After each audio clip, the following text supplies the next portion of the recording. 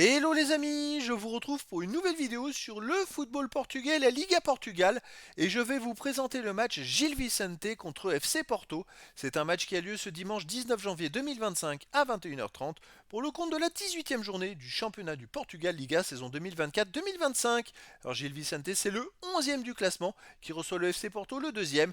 Dans cette vidéo, je vais revenir sur le classement de la Liga Portugal avec les statistiques des deux équipes. On verra aussi le classement des meilleurs marqueurs de ce championnat avec les meilleurs marqueurs de ces deux équipes. Puis on enchaînera par les 10 derniers résultats, toutes compétitions confondues, et les stats de Gil Vicente et du FC Porto, ce qui nous permettra d'avoir une idée et une tendance à cette rencontre. Alors au classement, on a donc Gil Vicente qui est 11e avec 19 points en 17 matchs, 4 victoires, 7 nuls, 6 défaites, 19 buts marqués, 26 encaissés, moins 7 de différence de but. Ils sont proches des premiers relégables puisqu'ils n'ont que 4 points d'avance sur les premiers relégables.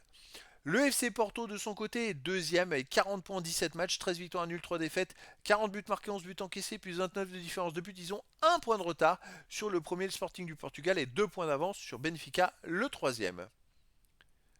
Au niveau des meilleurs marqueurs, pour Porto, il y a pas mal de joueurs dans ce classement. On a le deuxième meilleur marqueur qui est Agueoa avec 13 buts en 14 matchs. Il y a aussi le quatrième qui est Galeno avec 8 buts en 16 matchs. Et aussi Gonzalez 5 buts. Pour Gil Vicente, on a Fujimoto avec 5 buts. Également Correa avec 4 buts. Et puis pour Porto, on a aussi Mora avec 3 buts. Les 10 derniers résultats, toutes compétitions confondues, Gil Vicente, 4 victoires, 3 nuls, 3 défaites, 11 buts marqués, 12 buts encaissés, moins de différence de but. Et il reste Gil Vicente sur 6 matchs de suite sans défaite avec 3 victoires et 3 nuls. Donc ils ont trouvé une bonne solidité depuis le 4-0 encaissé à Vitória Guimarães. Ils se débrouillent plutôt pas mal. À domicile, il reste sur une victoire contre Moreirense 1-0, un nul 1 partout contre Rio Ave, un nul 0-0 contre le Sporting du Portugal, une victoire 2-1 contre National Funchal. Avant, ils avaient aussi gagné. Je regarde. Avant, non, ils avaient perdu pardon, contre Boavista 2 buts à 1. Donc voilà, c'est une équipe, ils avaient enchaîné aussi 3 matchs de suite à l'extérieur, c'est une équipe, depuis ces mauvais résultats de début décembre, elle vient d'enchaîner quand même des résultats plutôt intéressants et ne perd plus à la maison.